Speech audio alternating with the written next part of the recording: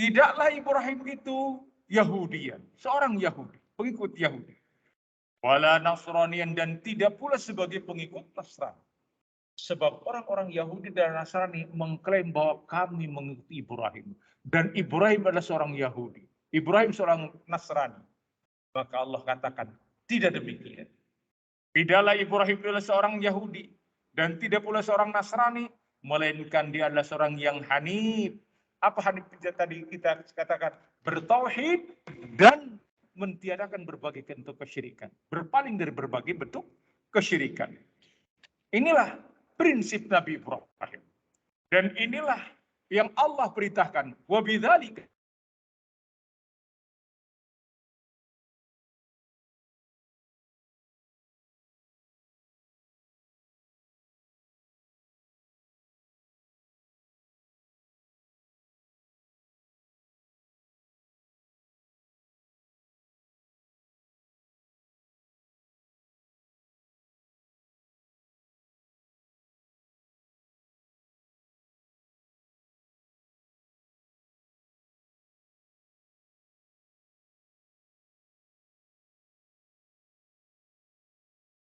mengerti, berilmu tentang bahaya dari lawan dari tauhid itu kesyirikan. Seperti apa?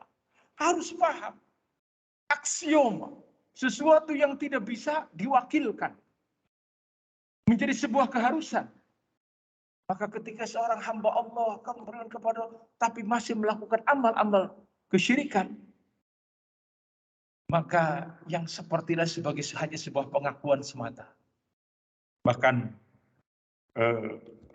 akan lewat penjelasannya suatu saat nanti tentang tafsir daripada tauhid itu sendiri. Yani orang yang bertauhid itu bukan semata-mata kami hanya beribadah kepada Allah semata. Kami senantiasa menjadikan Allah sebagai satu-satunya zat yang berhak diibadahi. Hanya itu belum. Selama dia tidak baro'ah kepada kesyirikan. Ini yang harus kita ketahui. Nanti akan kita dapati penjelasannya dari Syekh. Dan itu pula yang dipegangi oleh Syekh dan para ulama yang lain. Kembali kepada yang dijelaskan. Wa bidzalika amarallahu jami'an. Maka yang demikian itu diperintahkan. Kata Syekh Fauzan hafizahullah taala, al-isyaratu tarji'u ila qaulihi ta'ala an ta'budallaha mukhlishan lahuddin. Ini isyarat kembali kepada apa yang diucapkan oleh Syekh, yakni beribadah itu hanya kepada Allah semata, mengharapkan keikhlasan. Ini yang dimaukan. Wa bidzalika, yakni kita mengikhlaskan hanya kepada Allah Subhanahu wa taala. Wa bi ibadatillahi mukhlishan lahuddin. Amarallahu jami'al khalq. Beribadah dengan ikhlas semata-mata kepada Allah Subhanahu wa taala diperintahkan oleh Allah Subhanahu untuk seluruh manusia. Amarallahu jami'an nas arabihim wa ajamihim. Allah perintahkan seluruh manusia, apakah orang-orang Arabnya atau orang-orang ajamnya, yaitu orang-orang di luar Arab. Apakah yang berkulit putih maupun yang berkulit hitam, kullan, semua manusia. Sejak zaman Nabi Adam sampai akhir, dari sampai manusia yang terakhir di dunia ini, kulluhum amarahumullah bi'ibadatihi mal ikhlas. Allah perintahkan, kata Syekh Fauzan hafizahullah taala, beribadah kepada Allah semata-mata hanya kepadanya, ikhlaskan kepadanya. Sebagaimana Allah sebutkan di dalam Al-Quran, dan banyak kita menghafalnya. Karena di awal-awal surat Al-Baqarah, Allah menyebutkan, ya ayyuhan nasu u'budu rabbakumul ladzi khalaqakum walladzina min qablikum la'allakum tattaqun. Wahai manusia, ashabun nidanya, orang yang diserunya itu adalah secara umum. Siapa? Manusia. Bukan hanya orang Arab saja. Bukan hanya orang-orang ajam saja. Bukan hanya orang-orang yang berkulit putih atau berkulit hitam. Semua manusia. Termasuk penduduk di Indonesia. Termasuk di berbagai belahan dunia. Semuanya Allah seru. Ya ayyuhan nasu u'budu rabbakum. wahai manusia, sembah Allah, Rabb kalian, alladzi khalaqakum, yang telah menciptakan kalian. Allah alam, ada penjelasan dari para ulama tentang khalaqa dan ja'ala. Kalau khalaqa dibuat dari sesuatu yang sebelumnya tidak ada, begitu. Sehingga kata-katanya pakai khalaqa. Allah yang menciptakan kalian. Yang kalian sebelumnya belum pernah ada. Sesuatu yang belum pernah terwujud di alam ini, maka Allah ciptakan kalian. Makanya, ketika Rasulullah SAW datangi oleh orang-orang Arab saat itu, orang-orang musyrikin yang tidak percaya akan adanya hari berbangkit, yang dia membawa remahan tulang belulang kepada Nabi. Karena Rasulullah SAW menyatakan bahwa kalian akan dibangkitkan kelak di yaumil akhir. Maka mereka tidak percaya. Orang-orang dulu yang ingkar itu tidak percaya. Termasuk orang-orang yang sekarang yang ingkar pun sama tidak percaya. Hakikatnya seperti itu. Mana ada kita diciptakan? Mana ada kita akan dibangkitkan? Padahal kita sudah remuk. Bahkan sudah ratusan tahun, ribuan tahun. Sudah ribuan tahun. Sebelum Masehi. Apa mungkin akan dibangkitkan? Seraya membawa remahan itu kepada Nabi kita alaihissalam. Man ba'asana hadza ya Muhammad, siapa yang akan membangkitkan, yang membangunkan ini wahai Muhammad? Siapa? Kepada Nabi ditanyakan seperti itu. Maka kata Rasulullah SAW menjawab dengan apa yang Allah turunkan kepada beliau alaihi wasallam. Qul yuhyihalladzi ansya'ah. Qul, katakan, yang menghidupkannya awwala marrah, yang menciptakan pertama kali kalian. Kalau sebelumnya saja Allah ciptakan dari sesuatu yang tidak ada, Allah berkuasa atasnya, lebih-lebih lagi sesuatu yang pernah terjadi. Maka bagi Allah pastinya lebih mudah. Maka ma'asyarul muslimin ibadallah, inilah yang Allah sebutkan dalam Al-Quran. Ya ayuhan nasu u'budu rabbakumul ladzi khalaqakum walladzina min qablikum, dan orang-orang sebelum kalian, la'allakum tattaqun, supaya kalian menjadi orang-orang yang bertakwa.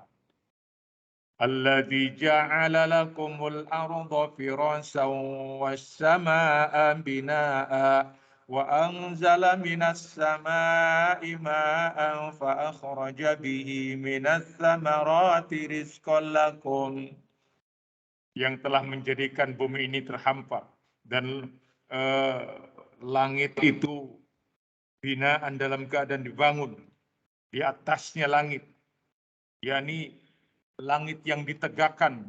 Wa anzala minas samaa'i ma'an, dan Allah turunkan dari langit itu hujan, air. Fa akhraja bihi minas tsamarati rizqan lakum, maka dengannya akan muncul tumbuhan sebagai rezeki buat kalian. Selesai. Allah jelaskan inti yang mau disampaikan. Ini penting. Sebab penciptaan langit dan bumi, penciptaan apa-apa yang ada di alam dunia ini, sebagai bentuk kekuasaan Allah Subhanahu wa Ta'ala yang Allah berikan kepada kita manusia, maka intinya yang mau Allah sebutkan untuk kita berkaitan dengan masalah tauhid ini adalah maka kata Allah Subhanahu wa Ta'ala, fala taj'alu lillahi andada. Maka jangan jadikan bagi Allah itu andada, dimaknai tandingan. Semisal lawannya dalam perkara apa? Dalam perkara ibadah, karena di awalnya Allah sebutkan ya ayyuhan nasu u'budu rabbakum, wahai manusia ibadahilah Allah. Setelah Allah jelaskan rinci tentang apa-apa yang Allah ciptakan untuk kita semuanya, maka Allah berpesan, fala taj'alu lillahi, maka jangan kalian menjadikan bagi Allah andada, tandingan. Kata Syekh Fauzan, hafizallahu ta'ala, annahu la niddan lahu, sesungguhnya tidak ada tandingan baginya. Maksudnya tandingan apa? Seteru seperti apa? dalam perkara beribadah. Dalam hal berdoa, dalam hal berlindung, dalam hal memohonkan segala berbagai bentuk kesulitan dan kesusahan, dalam hal berbagai perkara yang manusia tidak memiliki sifat-sifat seperti itu dan tidak memiliki kekuasaan seperti itu. Mengabulkan doa. Adakah orang yang bisa mengabulkan doa selain Allah? Tidak ada satu makhluk pun yang bisa mengabulkan doa. Bahkan Nabi pun tidak bisa mengabulkan doa. Malaikat pun tidak bisa mengabulkan doa. Hanya Allah yang mujibud doa, yang bisa mengabulkan doa hambanya. Lantas kenapa manusia berdoa kepada selain Allah? Tidak ada yang bisa melindungi manusia atau siapapun melainkan hanya Allah Subhanahu wa taala. Kenapa manusia meminta perlindungan kepada benda-benda mati? Ya subhanallah. Lihat tipu daya iblis syaitan dalam perkara ini. Dia tidak menyuruh langsung manusia untuk berdoa kepada selainnya, kepada selain Allah. Tidak. Tidak langsung berdoa kepada Allah, bersujud kepada selain Allah, tidak. Tapi dengan berbagai cara yang menjadikan kemudian mereka beribadah kepada selain Allah. Di antaranya adalah yang sering menjadi fitnah kehidupan dari dulu sampai sekarang adalah ghulu 'alal shalihin. Berlebihan kepada orang-orang saleh, dimulai kepada Nabi. Makanya jauh-jauh hari Nabi kita alaihi salatu wassalam sudah mengingatkan, la tuturuni kama ataraton nasara ibnu Maryam. Jangan kalian berlebih-lebihan kepadaku sebagaimana berlebihannya orang-orang Nasrani kepada Isa bin Maryam. Apa yang terjadi pada orang-orang Nasrani? Mereka menjadikan Nabi Isa itu adalah sembahan. Padahal dalam Al-Quran Allah sebutkan tentang bagaimana berlepas dirinya Nabi Isa tatkala dia diibadahi oleh manusia. Berlepas diri. Lihat di penghujung surat Al-Maidah, ada di penghujung menjelaskan tentang bagaimana berlepas diri Nabi Isa. Tapi ternyata manusia melakukannya. Mereka berlebihan. Karena memang tidak dipungkiri bahwa beliau alaihi wassalam memiliki keutamaan-keutamaan. Bisa menghidupkan orang yang sudah mati, bisa menyembuhkan orang yang tadinya buta, bisa. Mujizat dari Allah Subhanahu wa taala yang diberikan kepada hamba-hambanya yang dekat dengan dirinya. Namun sifatnya bukan sesuatu yang terus-menerus. Bisa jadi di hari ini bisa menghidupkan, tapi esok hari beliau tidak melakukannya. Sebagaimana yang terjadi pada Nabi kita Muhammad SAW. Beliau mengetahui ada orang yang sedang disiksa di kuburannya. Ketika Rasulullah SAW melewati dua kuburan, maro ala kubraini. Kemudian Nabi mengatakan, innahuma la yu'adzabani wa ma yu'adzabani fi kabir. Sesungguhnya keduanya sedang diazab, tapi bukan diazab dalam perkara yang berat untuk dia tinggalkan. Amma ahaduhuma, adapun yang satu, la yastatiru minal baul. Dia ketika beristinja tidak bersih. Wa amal akhor namshi binamimah. Adapun yang satunya, maka dia kesana kemari mengadu domba. Dosa yang dirasakan langsung pelakunya dengan azab kubur adalah diantaranya ketika istinja tidak bersih. Ya, ketika istinja tidak bersih. Masya Allah. Alhamdulillah di masjid kita disiapkan tempat yang bersih. Ya. Jazakumullahu khairan kepada pengurus dan juga yang memprakarsai tempat ini sehingga orang bisa bersih. Di tempat yang lain kadang-kala kita mau istinja, kemana airnya macet, apalagi naudzubillah para driver angkutan umum ketemunya di mana saja ketika mereka kebelat lang. Ini yang seperti ini mengerikan. Masyaallah muslimin, bukan perkara enteng dan itu harus ditanamkan ke anak-anak kita. Kita mendidik anak-anak kita harus benar-benar caranya ngerti. Kadang-kala anak-anak kita kan seperti itu. Ya saya sering lihat. Ya bangun tidur pagi-pagi langsung kok Ya, kadang-kadang nggak di belakang, di halaman. Gitu. Setelah itu, ini kebiasaan yang membahayakan. Kenapa? Itu tadi. Di hadap ini, di kuburnya. Disebabkan mereka tidak bersih. Wa amal akhor, adapun yang lainnya, ya, yamshi bin namimah. Kesana kemari mengadu domba antara satu dengan yang lainnya. Ya, antara satu anggota masyarakat dengan masyarakat yang lainnya. Antara satu ustadz dengan ustadz yang lainnya. Ditanyakan, ustadz jawab. Merasa dijawab. Hanya antara satu ustadz dengan ustadz lainnya. Antara satu ulama dengan ulama yang lainnya. Ini gara-gara orang-orang yang seperti ini. Bahkan yang lebih mengerikan lagi adalah mengadu domba antara rakyat dan pemerintah. Hati-hati. Hati-hati. Dan biasanya dilakukan di mimbar-mimbar. Orang yang mengadu domba antar masyarakat dengan rakyat suruh benci kepada pemerintah, pemerintahnya juga demikian. Akhirnya terjadilah hal-hal yang tidak diinginkan. Orang-orang yang seperti ini sering disebutnya provokator. Ya, provokator, hati-hati. Disuruh benci kita kepada pemerintah. Maka lihat Nabi, tidak benar yang seperti ini. Apakah setiap melewati kuburan Rasulullah SAW tahu, oh ini sedang diazab, ini enggak. Tidak hanya yang 2 kubur itu. Tidak ada riwayat yang menyatakan setiap melewati kubur. Yang ada ketika beliau mengantarkan jenazah, kemudian mengkuburkannya, beliau memisahkan istaghfiru li akhikum fa innahul an yus'al. Mohonkan ampun kepada Allah untuk saudaramu ini. Karena sesaat lagi dia akan dimintai pertanggungjawabannya. Kenapa? Mohon ampun. Dan untuk secara umum seperti itu. Menunjukkan bahwa Nabi kita tidak alimul ghaib. Tidak mengerti perkara yang gaib. Nabi kita tidak mengerti seperti itu sehingga jangan sampai ada umatnya yang justru melakukan hal-hal yang sifatnya berlebihan. Apalagi di tengah-tengah kaum muslimin. Keyakinan itu begitu kuat tertanam. Bahwa alam semesta ini diciptakan karena nur Nabi kita Muhammad SAW. Ada tidak keyakinan seperti itu? Ada. Banyak.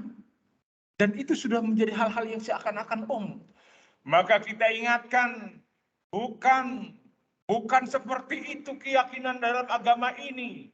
Allah berkuasa atas segala sesuatu. Diciptakannya alam semesta ini bukan karena fulan dan alam. Karena sebab fulan dan alam. Bukan. Hati-hati. Keyakinan itu muncul. Ada di tengah-tengah kaum muslimin. Melampaui batas terhadap Nabi kita Muhammad SAW. Dan biasanya pakai riwayat-riwayat yang palsu. Riwayat yang palsu. Ketika Adam diciptakan. Dan kemudian dibangkitkan. Kemudian Adam menyatakan, ya Rabb, akankah dari anak keturunanku seseorang yang memiliki keutamaan selain aku? Kata Allah Subhanahu wa taala, dari mana? Karena aku melihat namanya tergantung di arasy. Waduh, namanya tergantung di arasy. Maka kata Allah, ketahuilah wahai Adam, bahwa alam semesta ini diciptakan disebabkan karena nur Muhammad. Palsu hadisnya, maudhu, tapi begitu digemari. Begitu digemari. Sampai melampaui batas. Dan dijadikan dendangan. Nyanyian-nyanyian yang populer. Anta syamsun, anta badrun. Ayo gitu. Anta nurun fauqa nuri. Engkau syamsun, engkau seperti matahari, engkau seperti bulan purnama, engkau di atas cahaya, di atas cahaya. Ya subhanallah. Orang nggak ngerti melafalkannya, tidak mengerti mengucapkannya, nggak paham itu. Tapi diucapkan, nggak ngerti apa maksudnya. Kan kasihan. Diajari sesuatu yang dia itu, na'udzubillah, nyerempet. Ini bahaya. Bahaya. Begitulah ma'asyal muslimin ibadallah, atau seperti yang dalam kitab Al-Barjanji. Wa usalli wa sallimu ala nuril mausufi bittaqaddumi wal awwaliyah. Aku berselawat dan bersalam kepada yang cahayanya itu ala nuril mausufi, yang cahayanya disifatkan mutaqaddimi wal awwaliyah, menjadi penyebab pertama dan terakhir. Ngeri kan? Ngeri. Mutaqaddimi wal awwaliyah. Mutaqaddam artinya orang yang pertama. Yang pertama disebabkan yang menjadi penyebab itu. Ini perlu untuk diingatkan untuk kita semuanya, terutama saudara kita kaum muslimin, bahwa amalan-amalan yang seperti hendaknya jangan terlalu berlebihan. Kenapa? Karena akan memasuki satu pintu yang sangat membahayakan, di mana Allah melarangnya. Wala taj'alu lillahi andada. Maka jangan kalian menjadikan bagi Allah itu tandingan. Annahu la niddan lah. Karena sesungguhnya tidak ada tandingan baginya. Wala syabihalau, dan tidak ada yang menyerupai. Laisa kamitslihi syai'un. Tidak ada yang menyerupai Allah dalam hal kekuasaannya, dalam hal sifat-sifatnya. Allah mengabulkan doa. Allah mengatur alam ini. Badius samawati. Fatirus samawati wal ardh. Dia menciptakan, yang mengatur secara detail. Apa yang ada? Tidak ada satupun makhluk yang mampu melakukannya. Tapi manusia seakan-akan mampu seperti itu, dan berkeyakinan, ditanamkan keyakinan. Sampai-sampai ada orang-orang yang berani mengatakan, ana ahlukul arsh. Saya yang menciptakan arsh ini. Arsh apa yang diciptakan? Enak bisa, memang arsh. Tahu yang menyangga arsh, malaikat yang menyangga arsh. Malaikat yang menyangga aras itu, ujung telinganya ke pundaknya saja, dari ujung telinga ke pundaknya itu sejauh 700 tahun perjalanan. Dari ujung telinga ke pundaknya. Sampai demikian, karena besarnya makhluk yang bernama malaikat. La ini ana akhlukul arsh, katanya. Saya yang menciptakan arsh. Arsh apa yang kamu ciptakan? Begitu. Tapi percaya aja. Oh bro. Oh berkah begitu. Ada orang-orang yang menanggapinya. Ya subhanallah. Di tengah-tengah kaum muslimin ada yang seperti itu. Masyaallah muslimin ibadah. Makanya kita butuh belajar. Nah, butuh belajar mengerti tentang hakikat kesemuanya itu. Agar kita jangan sampai melakukan satu amaliyah yang dengan amaliyah itu kita rusak akidah kita, rusak keyakinan kita. Dan mereka-mereka yang menisbatkan kepada Nabi Ibrahim, maka mereka pada dasarnya klaim semata, pengakuan semata, kalau tidak berjalan dengan apa yang kita pelajari saat ini. Inilah hakikatnya. Hakikat dari diperintahkannya kita, diperintahkannya manusia. Nah, wahada nahyun anis syirik. Inilah larangan dari kesyirikan. Baik itu syirik besar maupun syirik kecil. Amarallahu bidzalika jami'an nas awwaluhum ila akhirihim, min awwalihim ila akhirihim. Allah ciptakan seluruh manusia dari awalnya sampai akhirnya. Kemudian dinukil ucapan Syekh Muhammad At-Tamimi rahimahullah, wa khalaqahum laha. Jadi kalimatnya, wa bidzalika amarallahu jami'an nas. Yang demikian itu ini berakidah dengan benar, beribadah hanya semata-mata kepada Allah, meninggalkan berbagai kesyirikan yang ada, diperintahkan oleh Allah atas seluruh manusia, wa khalaqahum laha. Dan ini hakikat manusia diciptakan. Begitu. Untuk ini manusia itu diciptakan. Dari mana keterangannya bahwa manusia diciptakan untuk itu? Dari firman Allah Subhanahu wa taala, di mana Allah berfirman, "Wa ma khalaqtul jinna wal insa illa liya'budun." Tidaklah kami ciptakan jin dan manusia, melainkan diperintahkan untuk beribadah. Itu tujuan diciptakan. Diperintahkan untuk ibadah. Wa amaru bidzalika. Dan diperintahkan dalam ucapan sebagaimana yang tadi dinukilkan sebelum ayat sebelumnya. Ya ayyuhan nasu ubudu rabbakumul ladzi khalaqakum. Wahai manusia, sembahlah Allah, Rabb kalian yang telah menciptakan kalian. Diciptakannya kalian dalam rangka untuk beribadah kepadanya.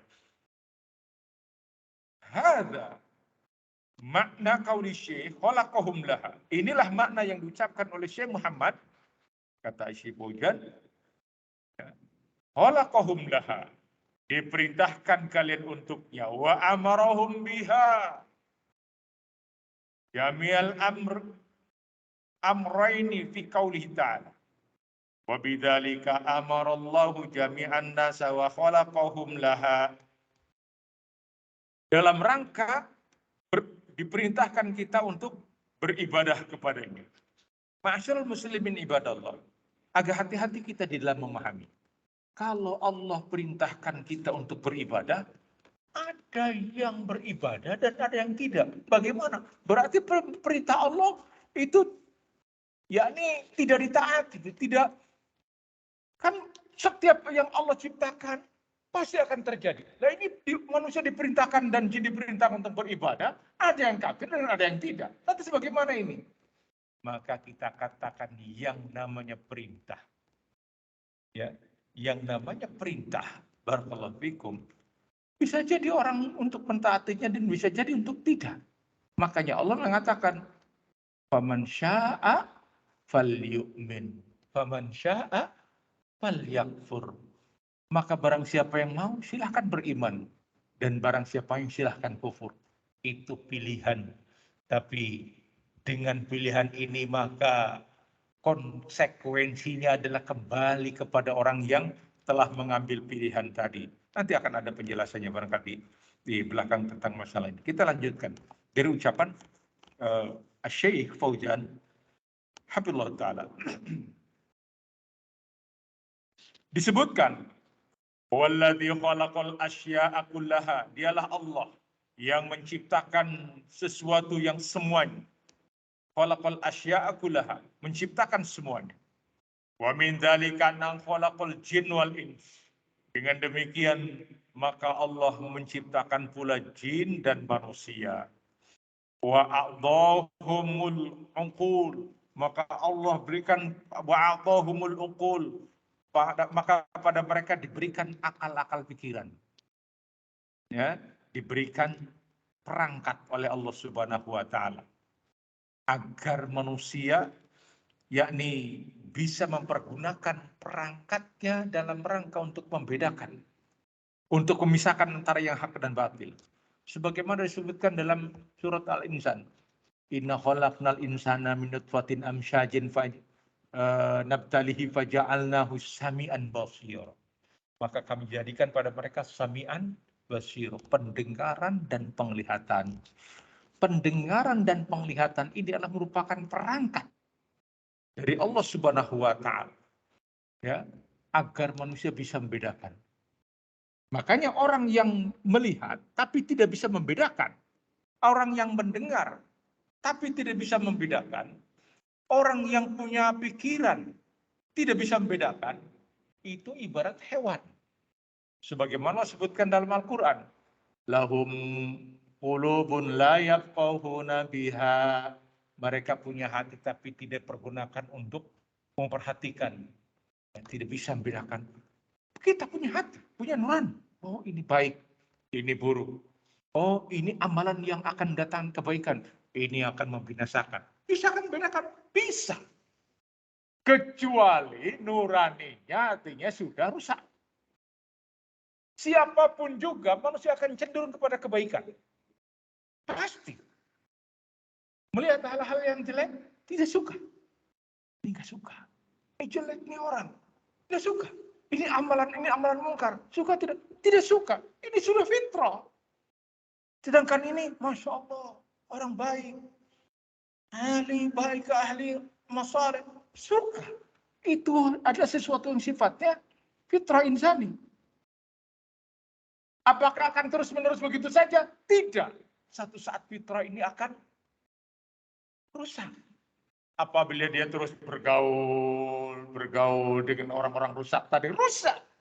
Tapi bergaul dengan orang baik, dengan orang-orang Masya Allah ahli ibadah, dia akan terbawa. Diibaratkan oleh Nabi kita Aristoteles jauh-jauh hari tentang perumpamaan berteman dengan tukang minyak wangi dan tukang yakni pandai besi. Kan begitu. Maka seorang yang bergaul dengan tukang minyak wangi, bisa jadi kecipratan wanginya, atau paling tidak engkau, kata Rasulullah, mendapatkan aroma yang wangi dari tubuh orang tersebut. Itu saja minimal. Makanya ada pengaruh kita. Lingkungan kita jadi wangi. Kalau misalnya tidak kecipratan, tetap ada kenikmatan di situ, ada hal-hal yang wangi. Manusia kan cenderung pewangian itu sesuatu yang sifatnya fitrah, insan suka. Walau secara umumnya, jangan menghitung saya paling tidak suka, ya belum aja. Aslinya siapapun juga suka dengan yang wangian dan tidak suka dengan sesuatu yang sifatnya busuk, bau. Makanya kenapa Rasulullah SAW mengingatkan, hendaknya kalau ke masjid ada wewangian, apa yang mengganggu anak Adam itu mengganggu malaikat. Karena malaikat pun ikut ibadah. Ketika ternyata anak Adam saja terganggu, makanya dengan bau busuk, dengan sesuatu yang tidak sedap aja. Ya, makanya Rasulullah mengingatkan untuk datang ke masjid dengan wangian, pakaian yang wangian. Bahkan orang yang makan dulu disebutnya, apa itu, bawang bombay itu, orang-orang biasa di sana itu kayak makan bengkoang. Tahu kau kayak gitu. Ya, tahu. Ya, itu kadang-kadang bau tidak sedap. Memang. Maka barang siapa yang makannya jangan dekat-dekat ke masjid. Kata Rasulullah SAW. Sampai orang beranggapan hurimat. Diharamkan. Maka Rasulullah mintakan, aku tidak mengharamkannya. Bunuh baunya itu dengan cara dimasak. Ya begitu. Kalau dia dimasak, jadi enak. Kebab kalau nggak ada bombanya, nggak enak. Yang suka makan kebab, ya nggak ada bawang. Tapi kalau sudah dimasak, dipanaskan, enak, jadi sedap. Ya kan? Semua masakan seperti itu, lihat aja. Masakan-masakan kayak yakni seafood mesti ada. Kenapa? Karena memang wangi. Tapi ketika dimakan mentah, itu akan mengganggu. Nah, jengkol, petis makan jengkol. Waduh, sholat ke masjid. Sudah begitu menguap. Wah ya sudah.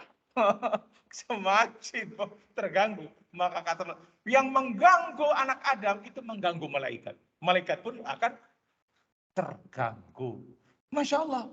Ini lihat, ma'asyiral muslimin, ibadallah. Dalam perkara seperti ini diatur, ya. Nah, diatur. Ada akal pikir itu. Fitrah, kita suka. Yang ini suka, yang ini tidak suka. Nah. Lahum adzan la yasma'una biha. Mereka punya telinga tapi tidak dipergunakan untuk mendengar. Mendengar perkara-perkara yang baik, nasihat-nasihat, mau'idhah. Makanya katakan khutbah itu mau'idhah, nasihat. Orang kalau sudah dapat nasihat, Masya Allah, adem, tentram. Makanya ustadz-ustadznya pun kalau memberikan nasihat-nasihat bertakwa kepada Allah. Nasihat untuk mendekatkan diri kepada Allah. Nasihat untuk banyak bersyukur kepada Allah. Nasihat untuk banyak mengingat Allah Subhanahu wa Ta'ala. Jangan nasihat mau'idhahnya untuk marah. Marah kepada mereka. Marah. Jangan nasihati Islamnya, jangan Islam marahan. Ya, Islam yang memang dibutuhkan oleh umat ini. Ini penyakit yang terjadi di tengah-tengah masyarakat kita adalah rontoknya tauhidullah. Karena syaitan dari kalangan jin dan manusia berupaya untuk menggelincirkan kita dengan cara tidak benar di dalam memahami perkara-perkara tauhid. Tauhid itu kalian hanya percaya kepada Allah cukup. Yakin bahwa Allah yang menciptakan alam ini cukup. Itu tauhid ar-rububiyah. Sedangkan yang dimaukan adalah menjadikan satu-satunya zat yang diibadai itu hanya Allah semata. Itulah yang dikatakan hakikat tauhid. Dan kita berlepas diri dari berbagai bentuk kesyirikan. Nah, orang yang tiga perangkat ini yang Allah berikan kepada mereka tidak dipergunakan, ulaika kal an'am. Itulah mereka seperti binatang ternak. Jadi seperti hewan. Hewan punya telinga? Punya. Hewan punya pendengaran? Punya. Akan tetapi tidak dipergunakan. Ma'asyiral muslimin ibadallah. Maka kita beda dengan mereka. Kita punya nurani. Maka inilah perangkat yang Allah sebutkan, yang para ulama sebutkan, a'tahum al-uqul. Diberikan kepada mereka akal-akal yang jernih. Yang mencukupkan mereka untuk beribadah hanya kepadanya. Dan tidak melakukan kesyirikan. Khususnya dalam perkara-perkara yang berkaitan dengan ibadah. Li'anna Allah a'tahum uqulan wa'atahum ma yamizuna bihi bainal dhar wan nafi'. Karena mereka telah diberikan perangkat yang dengan akal itu mereka bisa membedakan mana perkara-perkara yang membahayakan dan mana yang tidak. Wal haq wal batil. Mengetahui antara yang hak dan batil. Tahu. Dengan perangkat itu, ini benar. Ini salah. Di situ ada gray area. Istilahnya syubhat. Ini yang sering banyak membahayakan kita. Seakan-akan ini benar. Coba. Kalau kita mau bertemu dengan Bapak Presiden atau Bapak Gubernur, kita nggak bisa langsung. Tidak bisa. Maka kita harus melalui perantaranya. Melalui ajudannya agar bisa langsung bertemu dengan para pembesar tadi. Demikian juga dengan Allah Subhanahu wa taala. Kamu tidak bisa meminta langsung kepada Allah, melainkan kepada orang-orang yang didekatkan dengan Allah Subhanahu wa taala dengan perantara mereka, maka mintalah kepada Allah. Oh, Allah butuh ajudan begitu. Allah butuh mediator. Maka wallahi ini ucapan syubhat. Syubhat itu kata orang Cirebon, enda benar, tapi salah. Kayaknya benar ya, tapi salah. Kok syubhat? Maka tidak ada, ini batil. Allah tidak butuh ajudan. Allah tidak membutuhkan perantara. Langsung meminta kepada Allah Subhanahu wa taala, ud'uni astajib lakum. Karena amalan inilah amalan orang-orang musyrikin dulu yang menentang Nabi kita Muhammad SAW, yang mereka menyatakan mana buduhu illa liyuqarribuna ilallahi zulfa. Kami tidak menyembah mereka Muhammad, tapi dengan perantara mereka kami mendekatkan diri kepada Allah Subhanahu wa taala. Itu hakikat. Maka ma'asyiral muslimin ibadah, jangan sampai kita tidak bisa membedakan antara yang hak dan batil disebabkan karena lemahnya ilmu kita dalam perkara ini. Dan sekadar Allah memang di tengah-tengah masyarakat kita itu demikian masif keyakinan seperti itu, maka menjadi tugas kita. Karena bisa jadi di tengah-tengah mereka adalah saudara kita, karib kerabat kita, orang-orang tua kita. Karena hal ini tidak bisa dipungkiri. Kita hidup dalam situasi di mana keyakinan ini demikian tumbuh kembang dengan yakni masif di tengah-tengah kaum muslimin, maka menjadi kewajiban kita untuk menyampaikan yang hak ini. Ma'asyiral muslimin ibadallah.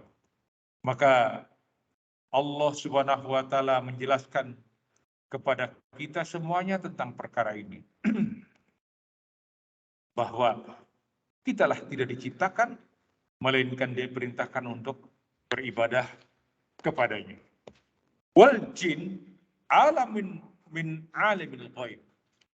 Adapun Allah Subhanahu wa taala menyebutkan wa ma khalaqtul jin, dan tidaklah kami ciptakan jin. Apa itu jin? Jin adalah yakni makhluk yang hidup di alam, tapi di alam yang gaib. La narahum. Kita tidak bisa melihat mereka. Wa hum mukallifuna bil ibadah. Akan tetapi mereka diperintahkan pula untuk beribadah. Coba Anda perhatikan di surat Jin. Qul uhiya ilayya annahu istafa'ana farum minal jin faqalu inna samina qur'anan ajab. Bangsa jin, ketika Rasulullah SAW sedang sholat membaca Al-Quran, maka mereka berdiri di sekitar Nabi. Kata mereka, inna samina qur'anan ajaba. Sungguh kami mendengarkan Al-Quran yang sangat menakjubkan ini. Apakah Nabi kita tahu? Tidak. Rasulullah SAW tidak tahu. Salah kalau mengatakan bahwa Nabi tahu. Tidak, Rasulullah tidak tahu. Makanya Allah turunkan ayatnya. Qul, oh hiya ilayya. Katakanlah Muhammad, oh hiya ilayya, diwahyukan kepadaku. Artinya Nabi diberitahu, wahai Muhammad SAW, sesungguhnya ada jin yang mendengar bacaan Qur'anmu. Dalam kondisi Nabi kita tidak tahu. Karena memang yang namanya jin itu la narahum. Kita tidak bisa melihatnya. Akan tetapi mereka mukallif, ya, dibebani peribadatan oleh Allah Subhanahu wa taala. Termasuk di dalamnya adalah dilarang untuk melakukan kesyirikan, wa anil maksiyah, misla bani Adam. Dan juga dilarang untuk bermaksiat seperti kepada Nabi Bani Adam, yakni anak-anak Adam. Lakin yakhtalifuna an Bani Adam bil khalqi, akan tetapi berbeda dalam penciptaannya dengan Nabi Adam. Maka ma'asyiral muslimin pada Allah, bukan hanya kita, tapi jin pun terkena taklif. Seperti apanya akan kita lanjutkan pada pertemuan yang akan datang. Karena kelihatannya akan lebih menarik. Syekh menjelaskan tentang beberapa perkara yang berkaitan dengan masalah jin. Dan kita akan bahas insya Allah, karena di tengah-tengah manusia pun ada beranggapan bahwa jin sering dijadikan khodam. Apakah betul? Nanti akan kita jawab bersama. Wallahu a'lam bishawab. Wa akhiru da'wana alhamdulillahirabbil alamin. Assalamualaikum warahmatullahi wabarakatuh. Waalaikumsalam.